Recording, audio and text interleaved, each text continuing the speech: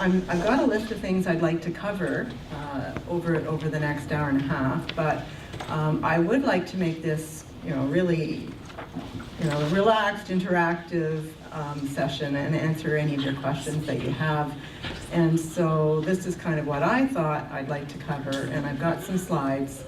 And at the end, I've also got some families that I'd like to present with some questions for some of you. So, but feel free to put your hand up at any time, and it's a small enough group. I think we can be pretty informal.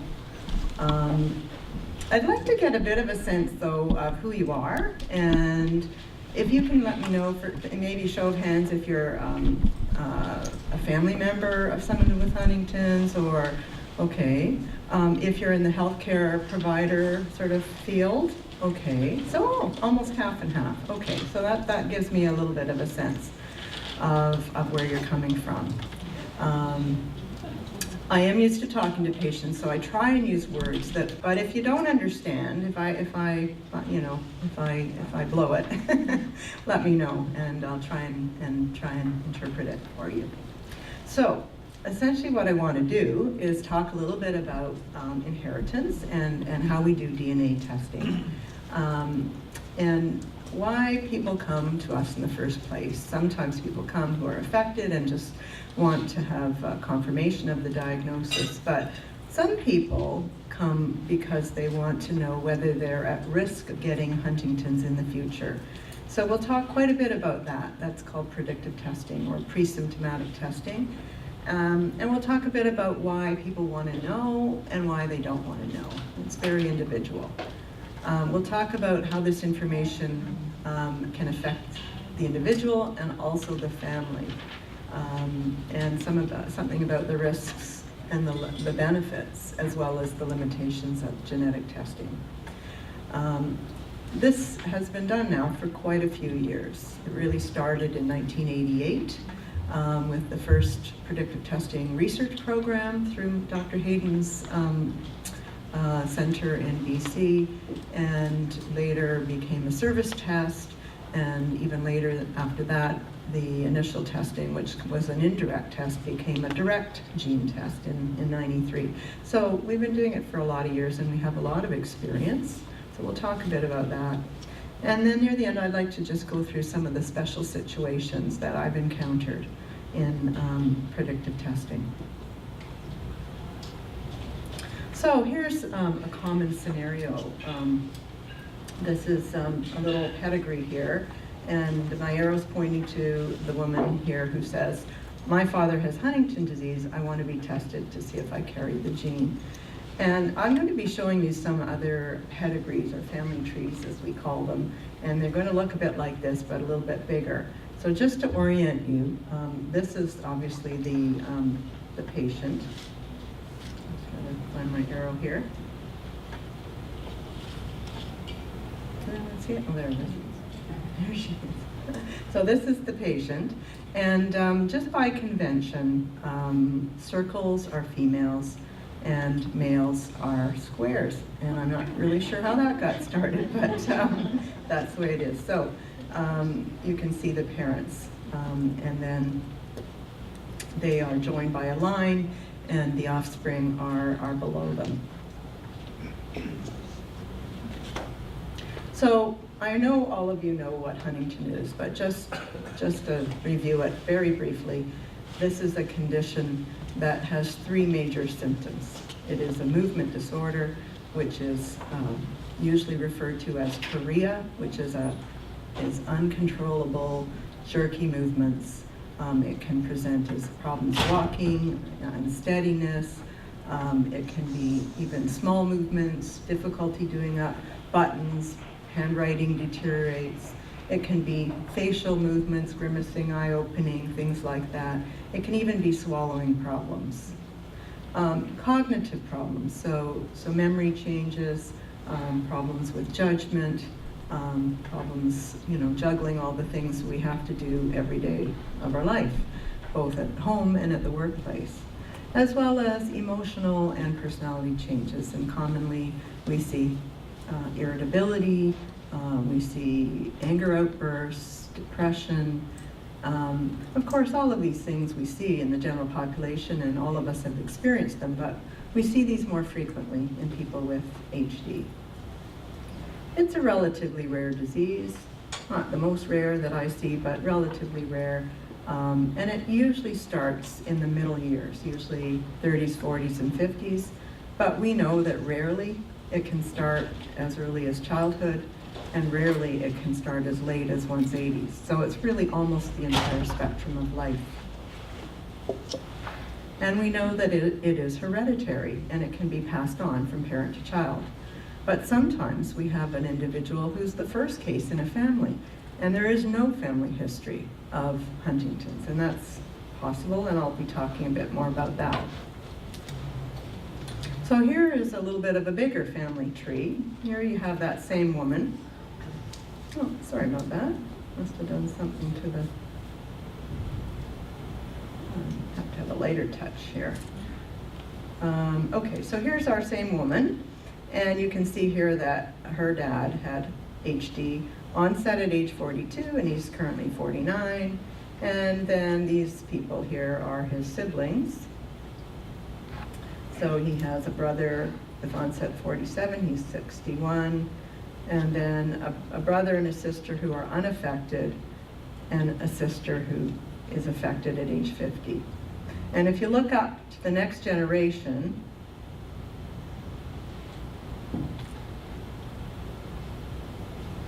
there we go, you have the parents. And with a line drawn through, that refers to a deceased person, okay? So you can see here the father was unaffected, the mother was affected with onset at age 44, and she died at the age of 60. So the age at onset in this family is pretty consistent in the mid-40s, which is pretty common. Here you have a very similar family, but the only difference here is that there's only one affected individual. The parents lived quite a long age. One we would have expected that they likely would have had the disease by that age if they were going to have it, and they didn't. And so there is a new case, and we call that a new mutation. So I'm going to get into that and how that happens in a little bit. The inheritance of Huntington disease, I'm sure I'm telling you something you already know, is what we call autosomal dominant. And in this diagram, the blue color is referencing the affected person, and the green is the unaffected. So here you have an affected father, and he has 2 copies of the gene, right?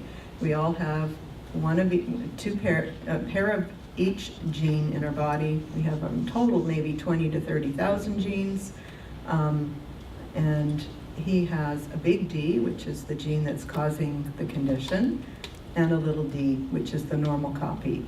His partner, his wife, has 2 copies of the normal gene, 2 little d's. And when we have our children, we pass on only one of each pair of genes. So he could pass on a big D to his daughter, and the mother passes a little d, and this daughter would be expected to develop HD in the future. Or he could pass on his normal little d to a daughter, and she would not be expected to pass it on to her children or develop the disease. Similarly, if he passed it on to a son, the son would get it, and if he passed on his normal copy, the son would not get it. So it's a 50-50 chance. And just to give you a little bit of an idea of how we do genetic testing, what we're doing when we take a blood sample and send it off to our genetic lab, our DNA lab, is we're actually looking at the DNA sequence.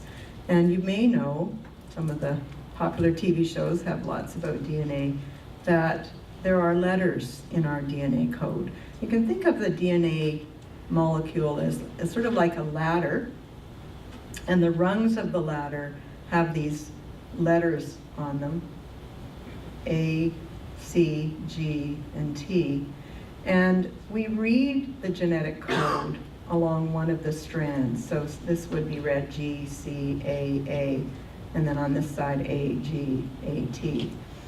And these letters come in groups of 3.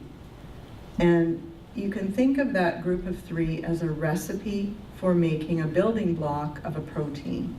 And shown down below here, you see the growing protein chain. And this group of letters codes for, it's sort of like the recipe for this amino acid, which is a building block of a protein, okay? And in the Huntington gene, we see a repeating triplet of CAGs. And so we all have within our HD gene, both copies of it, the one we get from mom and the one we get from dad, a repeating triplet of CAGs. And there should be between about 11 and 35 to have a normal result. And people with HD have an expanded number. The CAG determines the sequence of that protein, and so there will be a repeating glutamine, which is an amino acid in the protein. And so people with HD have a much longer protein chain because the glutamine is repeated. The other word for these letters, they're sometimes called bases and sometimes called trinucleotides. Again, I said that people with HD have 36 or more. So it's a little bit more complicated than I've just said, and this diagram, I hope it's not too complicated, but you'll understand. So people who have 40 or more repeats of the CAG will always get HD if they live to a full lifespan, okay, sort of early to mid-80s. People who have between 36 and 39, some of them will get it and some of them will not. And there may be other factors why some will and some won't, and that partly that we don't understand yet. And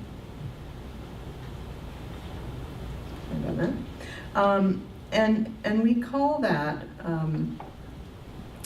a decreased penetrance. That means that it's a genetic term that means some people will manifest the disease and some people won't. But that range between 36 and 39 is called decreased penetrance.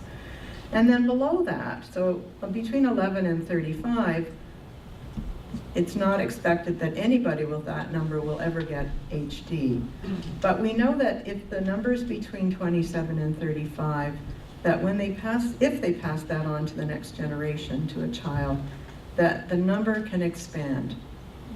It expands particularly if it's being passed on from a father to the children compared to a mother, but it can expand from a mother to the child as well. And sometimes, not as often, but sometimes it gets smaller. But what we mean by that is that it's unstable.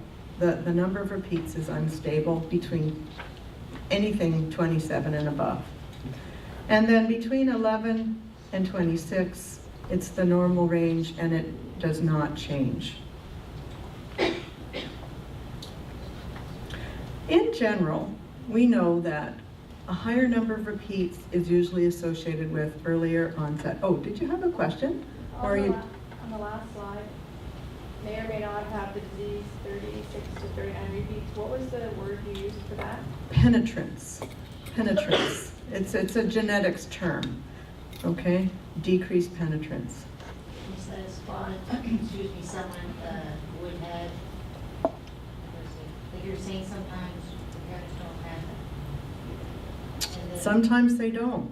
And the child would have it. Yeah. Now I've got a family tree near the end which fully explains that, but that can happen where both parents, and it's usually when one of the parents carries this 36 to 39 or 27 to 35, may not show symptoms ever, but it expands into the next generation, okay? And I've got another slide. So we know that there's a trend where higher number of repeats, CAG repeats, is usually associated with earlier onset of symptoms. But we can't actually say with precision when somebody's going to get it. We can sort of give a ballpark, like, you know, plus or minus 15 years, that kind of thing. But it's not with precision. But we definitely know that if somebody's got a very high repeats, they're likely to have onset at a much younger age. And the converse is true as well. We know that the number of repeats is more unstable when it's being passed on from a father to the children than it is when the mother's passing it on. It tends to stay more or less the same when it's passed on from a mom. And there is an entity called juvenile HD, which is quite rare. That means childhood onset. And usually there's a very large number of repeats. And it's almost always seen when it's passed on from a father. And I remember when I was in my training in pediatrics and I was on neurology at Sick Kids, and I remember seeing a little boy who was diagnosed with HD, and his father wasn't even symptomatic yet. He didn't even know that he was likely, you know, that he was going to get it. So that was the first case that I've seen, and it's very rare. Okay, so just to recap, age at onset, very hard to predict with precision the age at onset based on the repeat size. We know that the age at onset is quite variable for people with the same repeat number, even within the same family. So there's got to be other factors that influence it. There are probably other genes that play a role, and I think there's some research that's starting to look at that. There may be even lifestyle factors. There may be, you know, other health factors, but it's a very interesting area. We also know that in general, when the disease starts later in life, it tends to progress at a slower pace. So it doesn't get worse as quickly. When it starts at a young age, it tends to go more quickly. And this is a little bit of a complicated slide, but it's a graph really, which is showing you the trend for age at onset. So the CAGs are at the bottom. Try and get this arrow going. I think it's just easier if I walk out. So here's the CAGs along the bottom, and the age at onset is on the vertical. And so you can see here that, let's say for somebody with 50, you know, is probably in about 30, the average age, whereas somebody who's, say, got 70, it'll be much younger. And somebody, you know, 100, which is extremely rare, would be childhood onset. But it's still variable. That's what the broader band is showing, that there's still quite a bit of variation. Now, this is a slide. I've got two of these to show you the actual reports, that the actual output of the machine when somebody gives a blood sample and it goes to our lab. And our lab in Ontario tests most of the samples for Huntington's from various different genetic centers and neurologists. So the first one here, showing a 15 up here. So this area in gray would be the unaffected area. And so somebody with a 15 probably has two 15s at the same point. So we don't see more than one peak. They're overlapping. So that would be a normal result. This one has two normal numbers, so 15 and 20. And again, they're both well within the normal range. Over here, you see a 17 and a 31. And so the 17 is normal. The 31 is in that intermediate range, which can be, in other words, it would not cause the condition for that person, but if that person had a child, it could expand in the next generation. And then the next slide, we've got a few more examples. The top panel showing a 21 and a 36. So that 36 is the one that is at the very lowest range of someone who could be affected. And we would say that they either would get it when they're quite old or not at all. Okay, so this is the example of a decreased penetrance. The next one shows a pretty typical result that we would see, the 16, which is the normal copy from the unaffected parent, and the 45, which is the expanded one. And so we'd say that that person will get HD. And then the last one is a 15 and a 68. And 68, we don't see that very often, but it's a very high number and would likely cause much earlier onset. So predictive genetic testing for HD got started as part of a national research trial in Canada in 1988. And this was a big deal because back then there had not been any genetic testing of a predictive nature. In other words, looking into the future and telling someone that they're going to get this disease in the future. And there was a lot of worry about it, a lot of worry that people might, go off the deep end. They might develop significant depression or even suicidal thoughts. And so it was felt that we had to put a very cautious protocol together, ensure that people had a mental health support person, professional person. We did lots of questionnaires. We saw them many, many times before we gave them the results. Back then, the testing was an indirect test anyway, and it took about 6 months, so we had lots of time to see these people. And then we followed them over 5 years. The indirect test that was available then has been replaced in 1993 with a direct gene test, and that's made it, number one, a lot faster, number two, a lot simpler. We only need the one sample. And in some places, we've modified the protocol. I know in our center, we really see them, usually 2 or 3 times. Once to get the history and talk about their experiences with HD. And the second visit is usually the results session. And then depending on that, we may see them after that. But I know in different parts of the country, they may still be following the original protocol. We certainly have learned a lot about HD and predictive testing, and a lot of this information has been applied to other diseases, particularly familial cancer. I should say a couple of words about the difference between confirmation and predictive testing. So confirmation testing is when somebody is symptomatic. They have some unusual symptoms.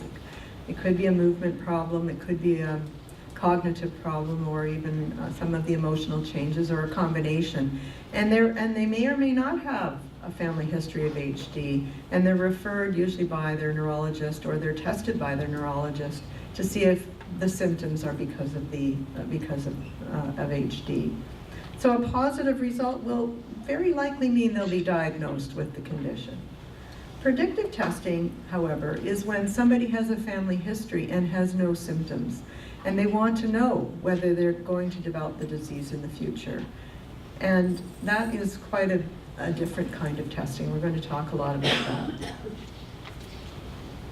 So let's just talk a bit about the genetic counseling process. And I'm going to focus on my center, and as I said, I know it might vary from place to place. But usually a person goes into their family doctor and says, I've got this family history. My father has HD, or my mother, or my sister, and I'm interested in finding out more about it. I might want to be tested, and they make a referral to the genetics clinic.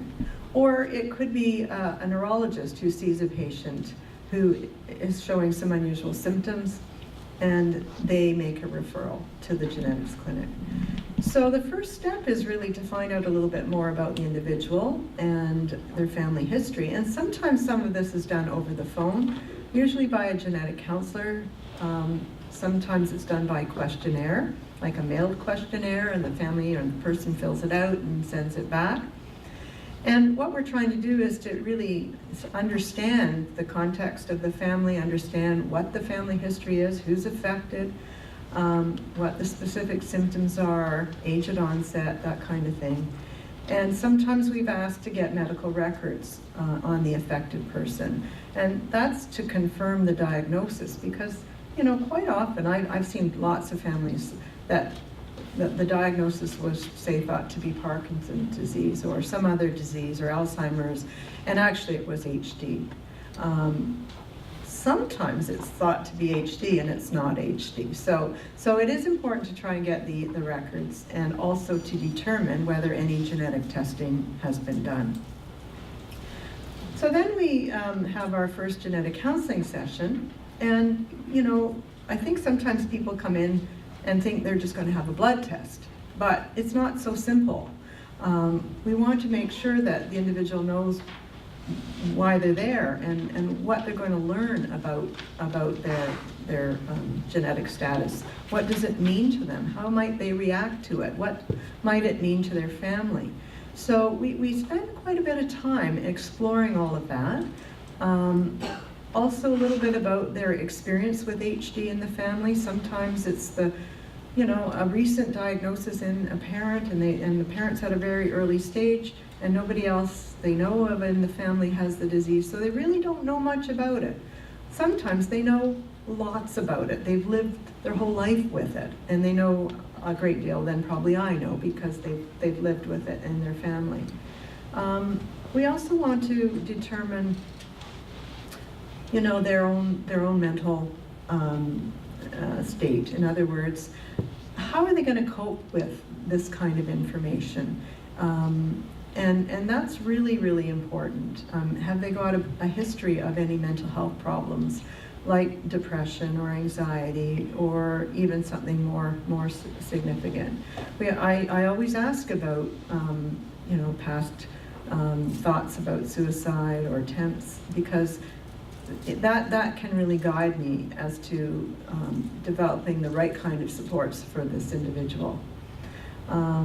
We talk a lot about coping style, and you know, some people tend to keep everything in and like to just, you know, be by themselves and don't share it, and others like to talk it out with close family members or friends. Some people like to just, you know, exercise or listen to music, or you know, there's a whole variety of coping styles, and so we want them to think about it. We then launch into an explanation of the symptoms of HD, the age at onset, looking at their family history, talking about how the disease progresses, how it gets worse, what it's like at the end stage, and what the various treatments for the disease. We talk about the inheritance and how the genetic testing is done, just like we've done today, and talk a little bit about the benefits, the risks, and limitations of testing. And we do want to make sure that they have adequate supports. We always ask them to come in with a support person, and most people do, but some people want to come by themselves. And you know, that's a bit of a red flag for us. It doesn't mean they're not going to cope well, but if they haven't told anybody and they really are keeping it very, you know, close, they're not going to share it with anybody, it's a little bit of a risk factor for how well they're going to do afterwards. So some of the reasons that people talk about for wanting to be tested are, I think the biggest one is this sense of wanting to relieve this uncertainty. People describe it as a weight on their shoulders or a black cloud over their head. And if they knew they were going to get it or knew that they were not going to get it, that's better than the uncertainty. Now, not everybody feels like that. I think it's a minority of people who do, but for those who do, that's probably the biggest driver. They want to have a sense of feeling in control. Doesn't mean they are in control, but they want to feel that they're in control. And many, of course, hope that the result will be negative, and usually it's a 50-50 chance, so they have a good chance of it being negative. Some people come in because they're at a point in their life where they're trying to plan. They may be thinking about getting married, they may be thinking about having children, and they want to know what the options are and how, you know, it might influence their decisions. Sometimes it's going to affect their financial decisions. You know, do we, you know, put everything in place, make sure we've got our finances in order, so that because thinking that I might not be working, you know, until 65, I might have to stop before that. And others talk a little bit about how it might influence their future careers or educational plans. We, in genetics, probably don't see as many people who decide not to be tested, probably because they don't come in to see us. But we always want to make sure that they've made this decision with a lot of thought. And so after hearing about it, some people actually do go away and decide not to be tested. Or they want to think about it, and they may come in 2 years later. And we've had all combinations, or 10 years later. But people who don't want to be tested generally feel that, you know, they'll deal with it when and if it comes. You know, that they're at peace with just living their life, and you know, things happen to people, and just like everyone else, if it happens, they'll deal with it. I think some of it, though, is a fear of losing hope, because if one tests positive for a full, you know, size mutation, if you live a full life, you will develop the disease. And so at least if you're at 50-50 risk, you've got some hope. Some people fear discrimination. We do talk quite a bit about this in our sessions, including the risk of insurance discrimination. And that definitely stops people in their tracks sometimes, and they go away and they think about it, or they look into insurance or whatever. And sometimes people put all that in place, and then they come back when they're ready. And then others, of course, say that, well, there's no cure or no way of preventing it, then why would I bother having testing? Some of the misconceptions that we've run up across, one of them is, I want testing so that I can be treated to prevent the disease. And of course, this is a hope that we all have, that we, you know, that if we can identify those who are going to get it, we could give them something, a drug, or modify their lifestyle, or something that would actually delay the onset, prevent it altogether. That would be the ideal, and that's what we hope for. But today, that's not possible. Another misconception, testing will tell me when I will get it. And as I've told you, yes, it gives some idea, you know, a little bit of a trend, but it's not going to tell you your exact age. Testing will tell me about my symptoms in the future. And, you know, generally there are some shared symptoms between people with HD, but quite often people are looking at a parent and thinking about a particular symptom that really they found very difficult, and not everybody's going to manifest it in exactly the same way. Another one, I will be fired from my job if I test positive. I think that is a real worry for some people, but it's nothing to do with testing positive. It's the only thing it has to do with is actually showing symptoms. And so having a positive test does not mean that you have the disease now. And nevertheless, we do advise people to think it through carefully about who they're going to tell, including their workplace, including their best friend at the work, because sometimes these things get out. And you know, given that not everybody in the public has the same good understanding that we do about HD, there is a little worry that you know, not that they'll likely be fired, but that there may be some discrimination. So that comes, you know, we have a lot of discussion about that. Another one, I'll lose my driver's license if I test positive. It's the same scenario. It's, you know, the ability to drive is based on your ability to handle a car. And if you are well into HD symptoms, that may not be possible. But testing positive with predictive testing would not mean that anyone would take your license away. Other things to consider. It is really important that an individual makes the choice to be tested for themselves, and that they are not you know, bullied or coerced into it by somebody else. And that doesn't always mean a negative thing. I mean, it could be that a well-meaning family member or friend is encouraging them, because they think it is the right thing to do, but it may not be the right thing to do for that person. And there's a lot of variation within families, even siblings. One person will choose it and another one won't, and it really has to be the right thing for them.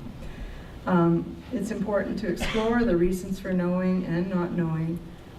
Think about the effects on the family, not just themselves, but how it's going to affect my spouse, or my siblings, or my children, or my parents. And also talk a little bit about the discrimination issues. In terms of risks, benefits, and limitations, and this is for a positive test result. And when I say positive, by the way, I'm really referring to an abnormal result. There's the main limitation is, I think, with a positive result is that we can't actually predict the exact age that somebody will develop it. And if they're in that decreased penetrance range, 36 to 39, we can't for certain predict that they will or will not get it. I think that's really the main limitation of a positive.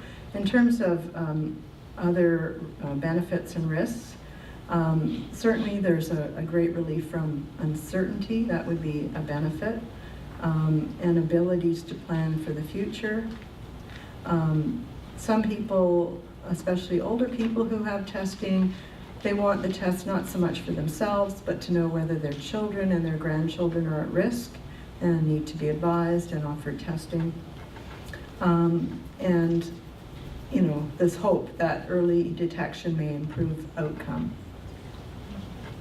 In terms of risks, there is a small risk of adverse psychological reaction, and this is mainly in people who have not really prepared well for predictive testing. It's also in people who have a past history of psychiatric problems, so major depression, anxiety. These are important things to sort out ahead of time and make sure that individual has appropriate professional support. Other risks are family issues. It can definitely affect marital relationships. The individual, the partner is now a future caregiver. It can affect relationships with children, and there's a whole issue about how to tell the children, and that's a whole other conversation. Other risks are some of the insurance issues and job discrimination. I haven't really seen a lot in relation to predictive testing with job discrimination, but no question that life insurers do ask about HD as a specific condition on their questionnaires. I think almost all of them do. And even with a first-degree relative, like a parent with the condition, they either will charge a higher premium or may not offer insurance at all. So we always encourage people to explore insurance before they actually get their blood drawn for their testing, because there often is a question about pending tests. And so, you have to tell them what it was. And so we really encourage people to look into it if they want. Yes? Part of the YPOD stuff, so yesterday we had a similar talk, and there's 2 insurance agencies that don't ask, and it's Blue Cross and Knights of Columbus, but you don't walk in and go, oh, I heard you don't ask about HD. Then they will have to mark it down, but they don't ask outright like everybody else. Yeah. Are interested. It is important to answer the questions honestly and not hide things, but you don't have to, as you said, you don't have to walk in and say something that they're not asking. Yes?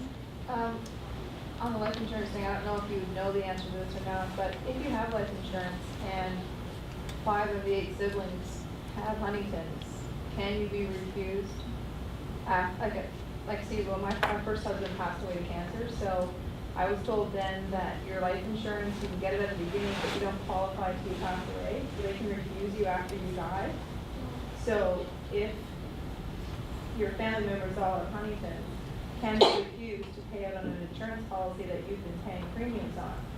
Well, I think it's all about if you answered the questions appropriately when you took out that life insurance policy, and if you did, and they can't affect your life insurance once you've got it, unless you've lied, basically, when you originally took out the policy. If you wanted to increase your insurance, that's when they then might ask further questions about your family history. I hope I'm answering your question.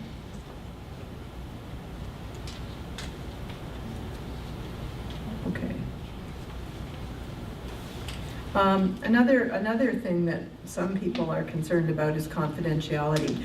And definitely physicians, genetic counselors, you know, in the healthcare profession and others, I'm sure, regard confidentiality as absolutely paramount.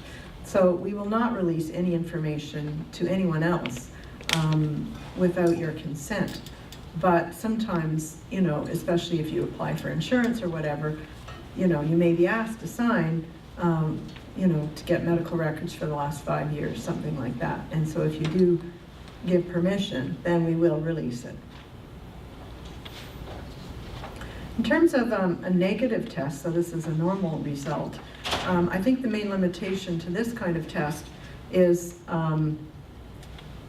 one that if we haven't previously identified another affected member in the family, that a negative test it sort of rules out HD, but it doesn't rule out another disease if the affected member actually had something else.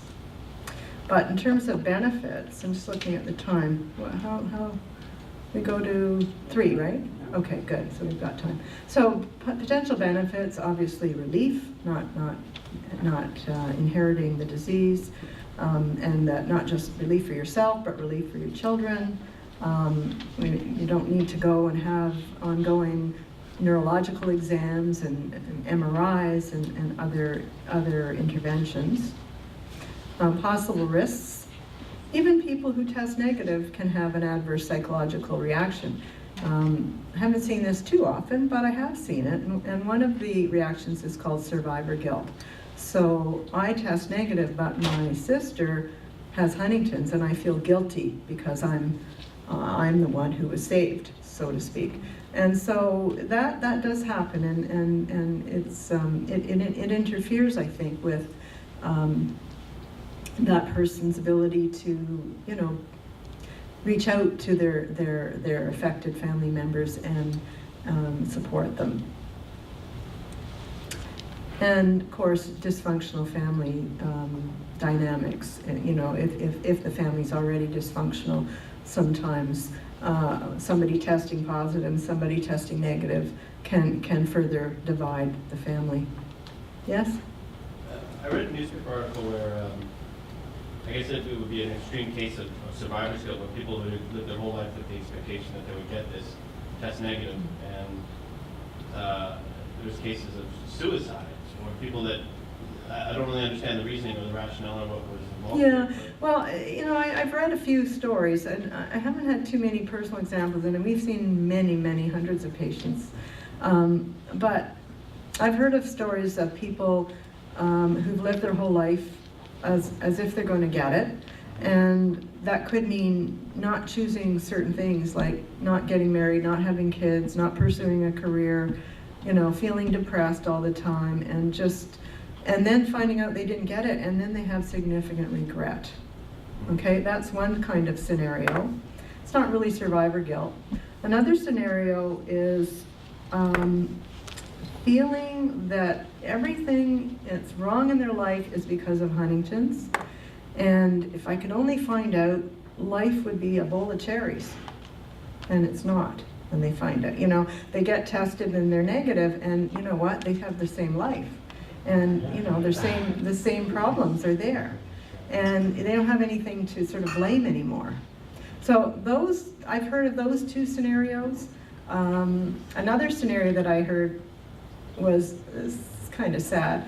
This was in the early days when we were first getting involved in the research. Was a man whose wife supposedly had Huntington's, and they were all involved in the Huntington Society, and then she tested negative, and she doesn't have Huntington's, so they kind of felt like they lost their family, you know. Anyway, that's, I think that kind of thing is not necessary, but I've seen that too. Another thing potentially could happen, and again, I've heard of this one, where somebody tests negative and just thinks, you know, I don't need to worry about my health anymore, and just, you know, everything's going to be good, and then they go out and, you know, start drinking and you know, whatever. I haven't seen that very often, but I guess it's possible.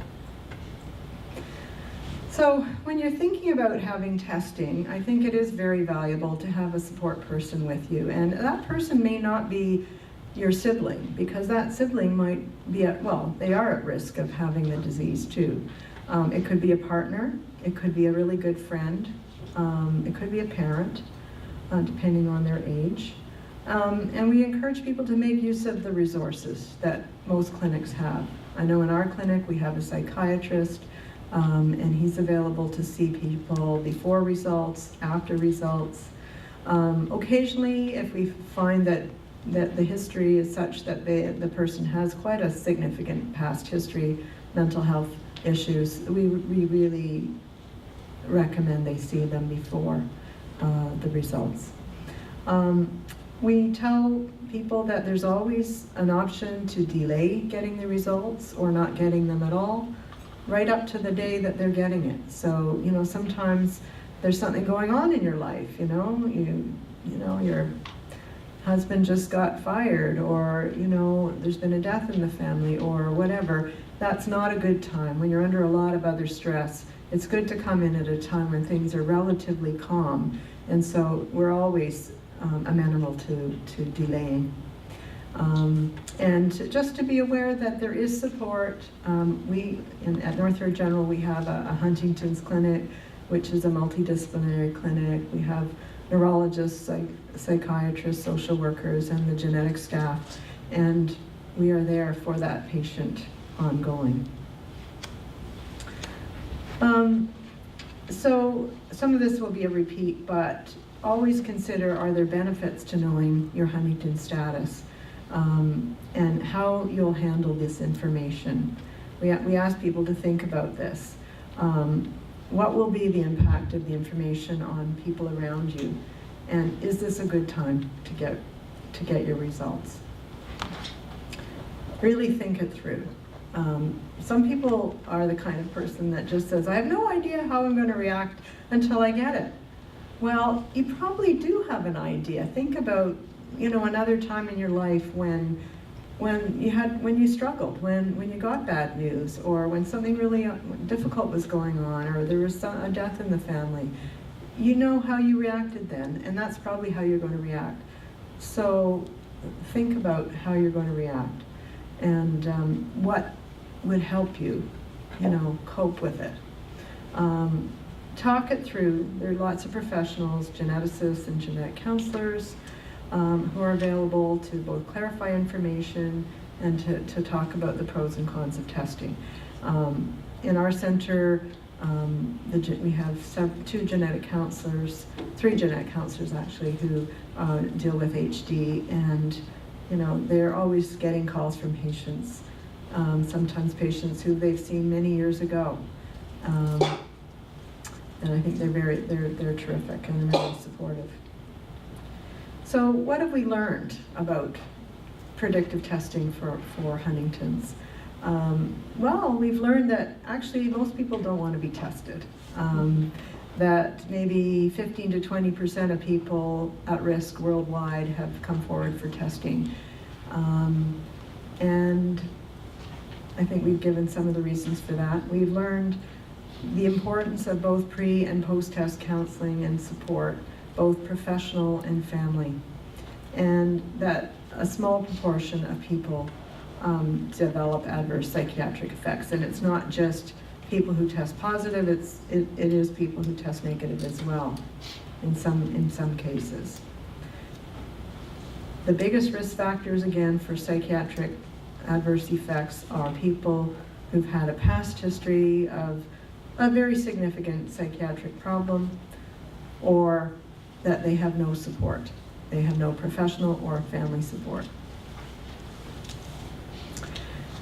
So I'd like to talk a little bit about some of the special situations, and I know I gave, I think you probably have my slides, and these two slides are a little bit mucked up, so it doesn't really matter if you want to take the notes just to have it correct. I've got some pedigrees or family trees which illustrate some of these. There's about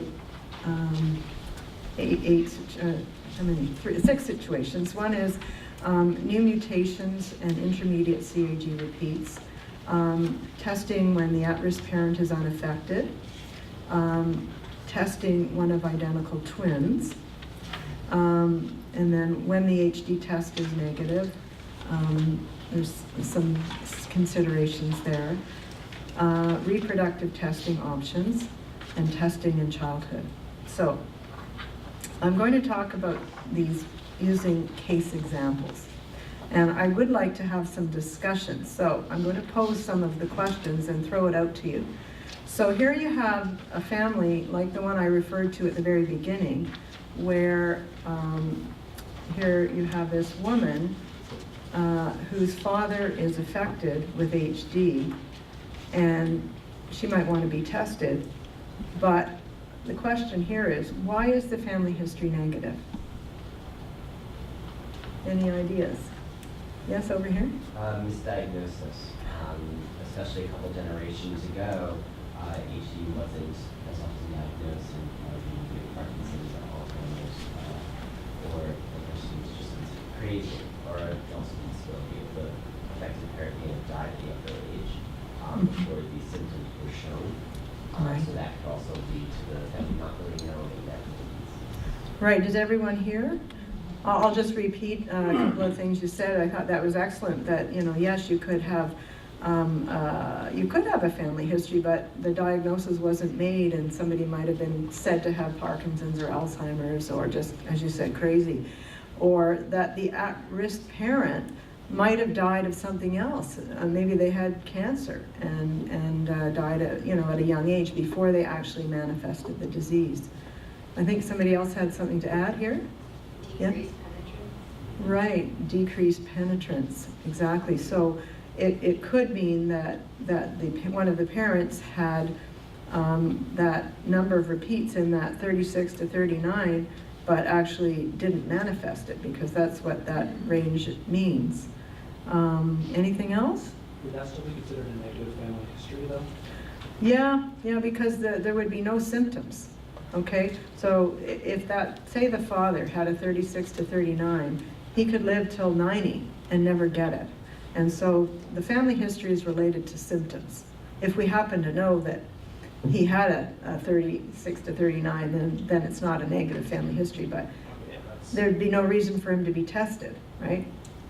Yeah.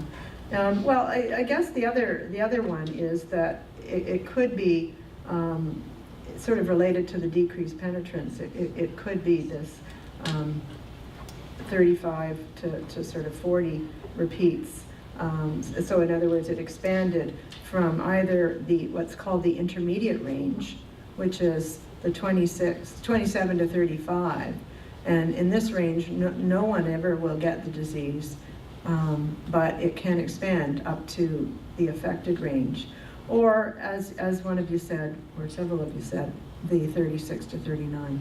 The bottom line is that it's an expansion. That's probably the most likely cause, unless you know that somebody's died early, or there is a history of something that just maybe wasn't diagnosed. There actually is another reason, and it's called non-paternity. And we do occasionally see that in genetics as well. Sometimes even non-maternity, and you can think about how that could happen. Anyway. Okay, so this is, we get I don't know why, we get this question a lot. Can HD skip a generation? In other words, could you have a grandfather and a grandson, but that the son of the affected man actually never got the disease? Do you think that's possible? Yes? Isn't it no, because it's a dominant disease, so if you have the gene for it, then you'll have the same, or you'll get the disease. Well, that's the simple answer, but it's not no. Yeah, over I here? think it's that the question maybe isn't specific enough, because are you getting the HD symptoms skipping a generation, or are you getting the repeats and Yeah. whatever? Because symptoms, yes, they can skip because you can have the decreased and increased repeats through different generations, but it's still there. But Right. They may not show. So we define the disease as having symptoms. So in this question, yeah, you're right, it needs to be clarified, but what I'm asking is, can the disease skip a generation? You're right, the gene is there. And did you want to add something? I was just gonna say, it can be the same scenario as you just went over with the grandchild, where they didn't inherit the dominant gene from their grandfather, but then maybe an expansion occurred or a new mutation occurred between successive generations. Right, yeah. I mean, so I've just given one possible answer. I've never seen this, ever. I mean, I guess it's theoretically possible, but I've never seen it. Probably because we often don't have testing for multiple generations. You know, we have testing for 2 generations, but not very often do we have 3. But, you know, theoretically possible that the grandfather could have had a 38, you know, in that sort of low decreased penetrance range, but he might have manifested it later in life. And then when he had a child, the number of repeats dropped down to just under the 36. So at 35, we would not expect a child to get it. And then when that man had his son, it's unstable between, you know, over 27 and up, it's unstable, and it could expand again. So it is possible, but it's very unusual. Do you have a comment? Does that mean that the general trend is that it gets worse in successive generations? I know not necessarily, but that would be generally the... It is, it's called anticipation. That's another genetics term. And what that means is with successive generations, we tend to see earlier onset and more rapid progression. But this anticipation tends to occur more when it's passed on from a father to the children than when it's passed on from a mother to her children. And just, so if there was a grandfather who was institutionalized as a schizophrenic 75 years ago, his 2 sons both developed Huntington's, then the 3rd generation, there would be, what would that tell you about the 3rd generation? Nothing. I mean, you know, the number of repeats doesn't always go up. It can even go down. So there's a trend to it going up, but you can't say for sure until you test those children what the number is. You know, it could stay exactly the same as the father. It could go a bit down, it could go up, and it can go up a lot. So it's quite all over the map. And they've actually done samples of, like, taken, you know, samples of sperm from men, because, you know, in every semen sample there's millions, like 20 or 30 or 40 million, so they can get and do DNA testing on them and actually see the range of repeats. And, you know, with women, you can't really do that. You know, only 1 egg is released with every ovulation, so you just don't, we can't do the same kind of study. Yes? Do you have any charting on, or any cases where both parents are positive, as in what happens with repeat count? Well, the information on that, I think, comes from this big family in Venezuela, where a lot of the original research to find the gene was done. And, you know, in this community, you have so much HD that you do have people marrying each other who have it, or, you know, they may not have symptoms when they get married and have children, but they eventually get it. And you do have children with HD who have 2 copies. And the research has shown that they don't get it any earlier. They have the same, the manifestations are the same. But, you know, in North America, we don't see it very often. It's possible. It is technically possible, you know, especially if you married a cousin or something like that. But, you know, it could happen. Or you met your partner at the HD Society conference. Yes? The higher the repeat make it more stable or not? Like, is a 55 more likely to expound than a 42 or not necessarily? I think it's true for the lower numbers in the intermediate range. So the 27 is likely to expand as, say, the 35. Is it true for the full expansion? I think, I'm not sure that's the truth, but I think that they're, you know, especially through a male, I think any number in that range is quite likely to change. Back at the back? Can DNA from hair samples, for example, be used for testing for this? If your grandfather is long gone and all you got is a piece of his hair, you know, saved by your grandmother. Yeah, I've never heard of it. I guess you know, the actual hair itself, it doesn't have any DNA. It's the little thing that, you know, when you pull a hair out of your head, that little ball at the end, that's the little hair follicle. I think that's where the DNA is. So I guess technically it might be possible, but I guess it would depend on whether there's any usable DNA. And usually, you know, somebody who's, you know, long gone, I think the chances would be very unlikely. Yes? Asked that actually, but when you're getting your blood drawn and stuff, how they will determine like whether you're positive, they used to look for various markers on just your sequence, but now they'll actually use like a lineage, so they'll get blood samples from other family members and then compare markers. So then they'll look through the Huntington's people that they've collected and see what the similarities are, and then that's how they can determine. So they don't necessarily need your mom or dad that had it, but they could use an aunt or a cousin or somebody in that lineage that's positive and compare those markers because they're likely to be the same anyways, if that makes sense. I mean, the good thing is that today we don't really need to have a confirmation.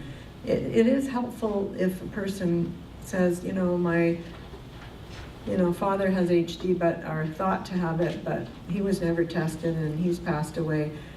Well, we can test you. And if you test positive, then we know he had it. But if you test negative, we don't really know for sure that that's what he had. And is that maybe why you're thinking it would be helpful if we had testing, you know, on a hair sample? But in reality, we don't do that. We don't. The reason why I asked, in my wife's case, she was about 25 years with HD.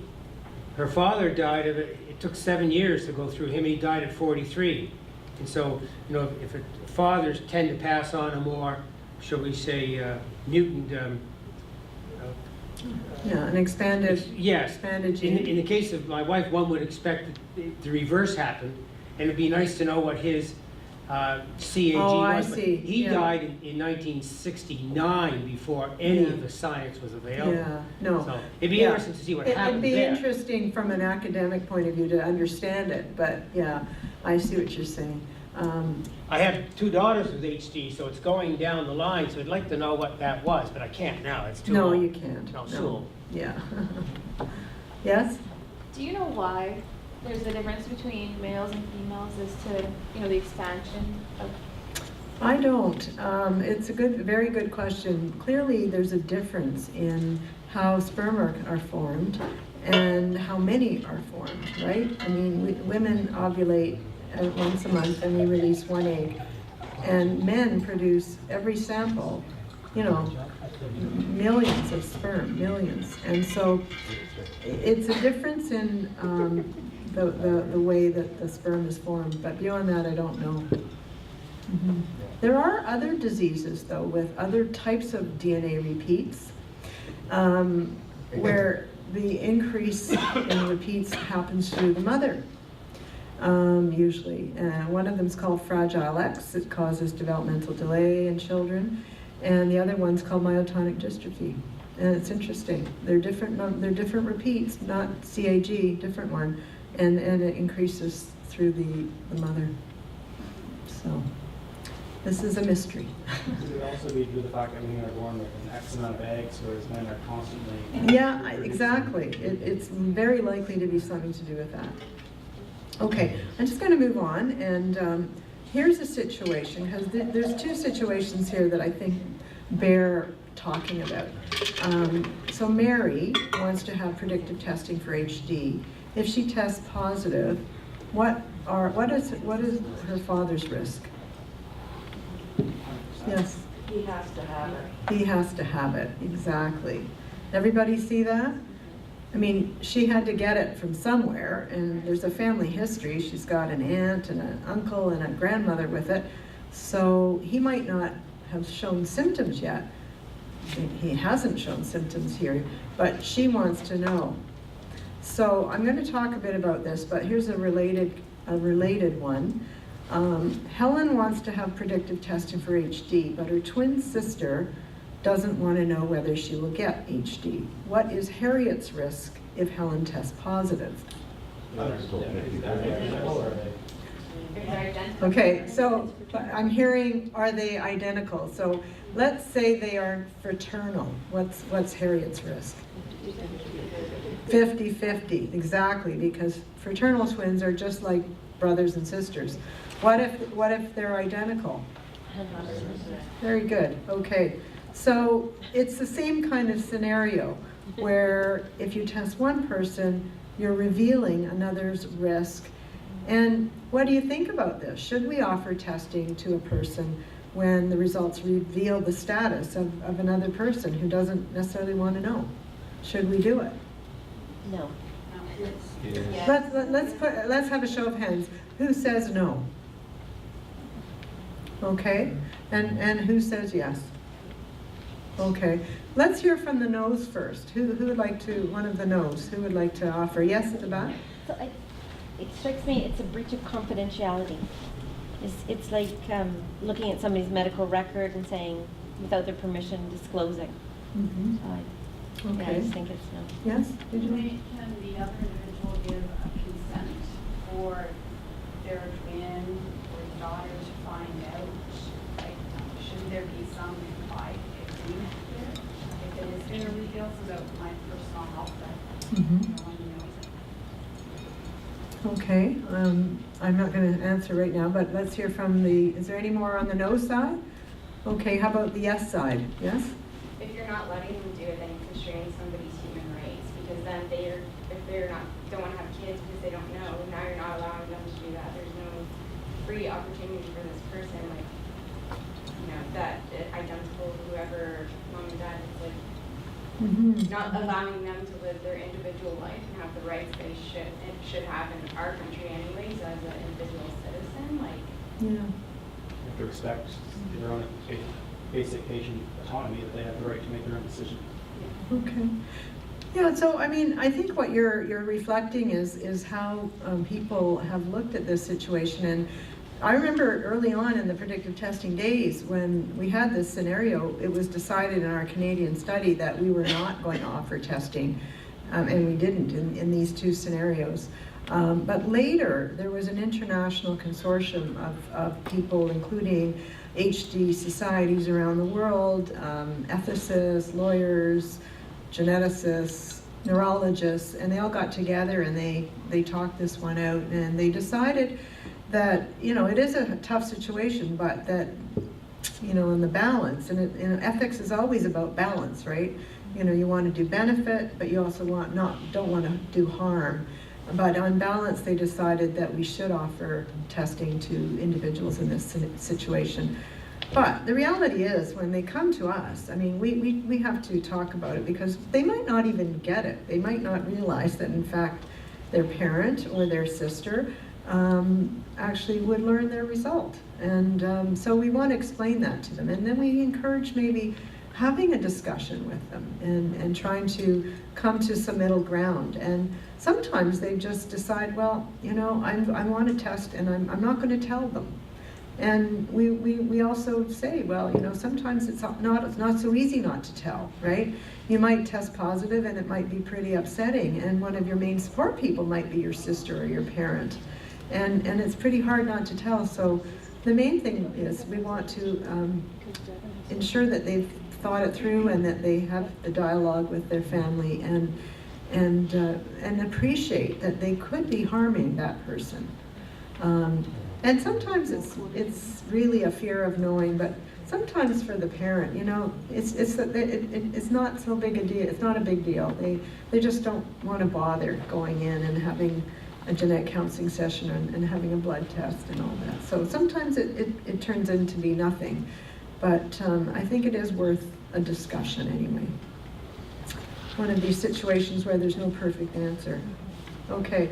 Here's another situation, and it's Bill and Jerry have symptoms of HD, but each have tested negative for the gene. What is the explanation? Or explanations? Pardon? 100 other things? Yeah, there could be 100 other things. Can you think of any? Who's got an idea? Yes, over here? Yeah, it could be, but twice, I think that would be a problem in the lab. Yeah, okay, probably not twice. That's why I made it 2 people. Okay, did somebody over here have an answer? Well, there are other conditions which can mimic HD, both hereditary and non-hereditary. There is benign chorea that's hereditary, but one example that I would like to highlight for you, because I've now seen it, is a gene that causes HD like 2. It's a completely separate gene. It's a fairly rare disease. I don't think we know what the incidence is. It can look exactly like HD. And the family, I've seen only one family with it, and it looks exactly like HD. It's a dominant inheritance, the symptoms are the same, and it's a completely separate gene. We had to get out of country approval for testing for this gene in the States. And when you read about it, it's more often seen in people of African ancestry, but the person that I saw that was not of African ancestry, so it has been reported in other ethnic groups. Okay. I have a question. Yeah, sorry. Back on that one, I have a daughter with chorea, and they tested her, and they said she doesn't have Huntington's. It's interesting that they didn't, like, there's no family history, but it's interesting that they didn't discuss with me, about Huntington's, because if you're looking at these family things, what if our family's all been in that, just under that 27, and then it expanded, and you know what I mean? Like, she doesn't have Huntington's, she just has chorea, but it's interesting that they never discussed anything with us about Huntington's for us or anything like that. Is your daughter young? Or? She's just turned 18 and we found out when she was 6. Right. Well, that sounds most unusual. And I mean, I assume you've seen a neurologist, right? She has. She has, yeah. Yeah, so what you're saying is if she had turned out to have HD, she might have, it had all these implications for the family. Is that what you're? Yeah, like they went ahead and tested her or whatever, but they never discussed with me what that implication would be if it came back that she had Huntington's. Yeah. I just find that surprising now that, because I mean, I was married and her father passed away and I remarried, but the gentleman I remarried, his family has Huntington's. He picked up the chorea because his family deals with that. Right, that's an interesting family history. You know, it all depends perhaps whether you were at that appointment with her. And because you're not the patient, she's the patient. If she went alone. She went at 6 years old. Not at 6, no. But it doesn't sound like she was tested at that age, right? She was tested. Oh. Yes, she was tested at 7 years old and they said she does not have Huntington's. Yeah. Yeah, I guess it's, you know, it may be a different approach. I think when you have a neurologist and they're thinking of all the many, many things it could be, and often they just order a battery of tests, and they may not, discuss it in a lot of length. Doesn't mean they shouldn't. Should we find out what her numbers were? Like, is this something, if they're saying she doesn't have it, should we find out more? Like, what if she is at that 27 where they're saying it's normal, you don't have it, based on the fact that there apparently is no family history? Mhm. But what if the family history is we're all just sitting Well, at 27? if she was 36 or up, and it would have to be at that age, she'd have to be in the 60s or 70s, if you think she should be retested. But the reality is that if she started at age 6 and she's now 18, she'd be very sick. She'd be very sick. So it doesn't sound likely. I think you really want to see a pediatric movement disorder neurologist, or now that she's 18, a movement disorder neurologist who's really can think of the other alternatives, Well, there's other things that cause chorea as well, not only HD. Yeah. Exactly. Yeah. HD is just one of many things that can cause it. There are other diseases. Usually when you say like this child at 18 had HD, well, to be very sick. For someone that had juvenile Huntington, would it be diagnosed at age 8, for example, or how long would it take the time? Well, it's a much more rapidly progressive condition when the disease starts at a young age, and there's variation. I can't give an exact number of years, but it's I don't know about this young woman and what she's able to do, but at age 6, if they had the disease, by 12 years later, you would expect a quite impaired person. Yeah. Okay, if we could move on from that, this is talking about pregnancies. Karen and John are planning a pregnancy. They want to know their reproductive options. And Karen is unaffected, but she's at 50% risk. And we have, this comes up quite often. We see quite a few young people who may or may not want to be tested themselves, but want to know about the risk to the baby, future child, and what they can do. So I'll just quickly go through this. So it is, a person's Huntington status certainly may play a role in their decision whether or not to have children. Some people have decided not to have children because of their risk status. Some have chose to have children, and they may go ahead without any testing at all. They may decide to adopt, although that doesn't happen too often. They may decide to use a sperm or egg donor. Prenatal testing for HD is an option, which is not done very often, but occasionally. And a relatively new technique called pre-implantation genetic diagnosis, or PGD. So I'm going to kind of talk about these quickly. So in relation to prenatal testing, it is important to know that we won't test children unless they show up with symptoms. So if we think this is a case of juvenile HD, then they will be offered testing. But we, not just us, but internationally, it's been decided that for a late onset condition, the individual should make up their own mind as an adult, whether or not they wish to know. And therefore, if a parent comes in and asks us to test their child because they're at 50-50 risk, we won't do it, and the labs won't do it. So that does influence how we offer prenatal testing.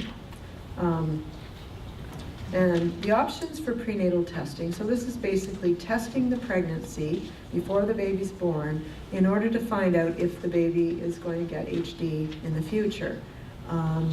And sometimes the parent has already been tested and knows their status, and sometimes the parent has not. There really are two tests. One's called CVS, or chorionic villi sampling, and the other is amniocentesis. So CVS really involves taking a sample at about 11 to 13 weeks, a sample of the early placenta, which is called the chorionic villus. We can send it to the lab, test the CAG repeats in the DNA gene, in the HD gene. And at the same time, we would routinely do a chromosome test, because if a woman's having that test, we would want to make sure there's nothing, else that we can test for going on with the baby. There is a slight risk of miscarriage with CVS. It's 1 in 100, and there's about a 5% chance that that we'll need to repeat the test or do some other kind of test. So basically, it's done by either taking a small sample by putting a small tube through the mother's cervix.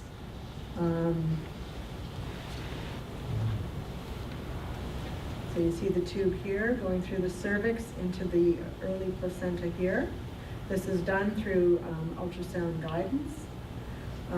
Or we can do a needle insertion and into the early placenta. And it varies depending on the position of the placenta and the position of the uterus. So it's a technical thing, and the risk of miscarriage is the same.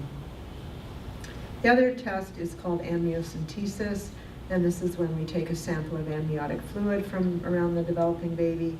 It's done about 15 to 18 weeks, usually around 16, and the risk of miscarriage is less. And this shows you a diagram. Again, this is the ultrasound probe, this is the sac containing fluid, and the needle goes in to take out a small sample. So in terms of these techniques, the couple would have to understand that if they decide that they don't want to have a baby who will develop HD in the future, what this really means is that if they're choosing to have prenatal testing, that they would terminate a pregnancy, which is predicted that the baby will be affected. So that's a tough thing for parents to decide, but some people have chosen that option, and usually the CVS is the preferred option because it is earlier. It's 11 to 12 weeks usually. Is that a procedure difficult to get? Pardon? Is that a procedure difficult to get? No, it's available. It's certainly available across Canada, through the genetic centers. Yeah. Is it very costly? It's covered by provincial health plans, and the cost is. Through Medicare? It's covered through, nobody would have to pay out of pocket unless they didn't have a health card, like a provincial health card. I'm talking in general terms, but in Ontario, if you have an Ontario health card, it would be all covered. Okay. Does someone else have a question? Yes? So is that prior to the amniocentesis to determine HD status, is that available to every pregnant woman? People who have HD in their family. We wouldn't be doing it otherwise. Yeah, sorry. Right. Everybody has HD in their family, and that is considered a medical reason enough Yes. to test and then they make their decision. Yeah. I mean, it would, usually the situation is that the parent at risk would have had testing already and know that they're going to, that they have an increased number of repeats, and that the baby would be at 50-50 risk. Okay? It can be a little more complicated when the parent doesn't want to know their status and yet wants to know whether the baby is at risk. And it's a bit of a longer discussion. That's technically possible to do. Maybe with a risk that they would be positive or not, so. That's right, yeah. So there is a way to do it, but it's complicated, and I've rarely seen it done. But let's talk about a new technique, which is called pre-implantation genetic diagnosis, or PGD.